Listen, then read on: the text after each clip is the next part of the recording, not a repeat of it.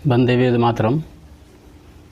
भगवत गीता के अध्याय 9 और श्लोक संख्या 22, इसके पूर्व भगवान ने कहा 20-21 में हमने देखा या उसके पहले कि अन्य देवताओं का जो पूजन करते हैं, जो उनकी शरण में जाते हैं, वे जाते हैं जो उन पर आश्रित हैं, जो संसार की आसक्तियों में बंधे हुए हैं, वे उनके शरणागत होते हैं ताकि उन्हें इच्छित फल मिले, स्वर्ग जाएं, अनेक प्रकार के भोग भोगें। लेकिन भगवान श्लोक संख्या 22 में कहते हैं कि अनन्यास चिंतयन्तो मां ये जनाः पर्युपासते तेषां नित्याभियुक्तानां योगक्षेम वहाम्यहम्। इसके यहाँ भगवान ये कह रहे हैं कि जो अनन्य भाव से मेरी उपासना करता है, अनन्य भाव से मेरा चिंतन करता है, वह मेरे से नित्य युक्त है। और नित्य युक्त मतलब हुआ कि वो नित्य हमसे युक्त है, नित्य हमसे जुड़ा हुआ है, परमानेंट हमसे वह अटैच्ड है। तो उसके साथ मैं क्या करता हूँ कि उसका योग और क्षेम खुद वहन करता हूँ, उस व्यक्ति का जो मेरा अनन्य उपासक है। योग क्षेम का मतलब क्या होता है, उसको हम संक्षेप में समझ लें।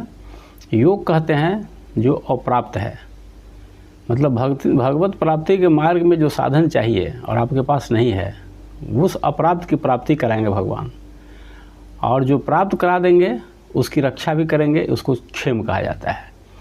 ये होता है योग और क्षेम।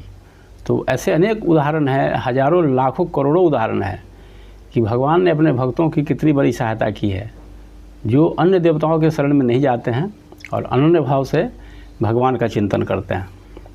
तो अनन्य चिंतन कब होगा? जब इस संसार को भगवान की लीला स्थली मानी जाए। यह जो संसार है यह भगवान का ही स्वरूप है, भगवान की ही लीला है। यहाँ जो कुछ भी हो रहा है सब भगवान की लीला हो रहा है। ये भाव जब मन में होगा उसी को अनन्य भाव कहते हैं।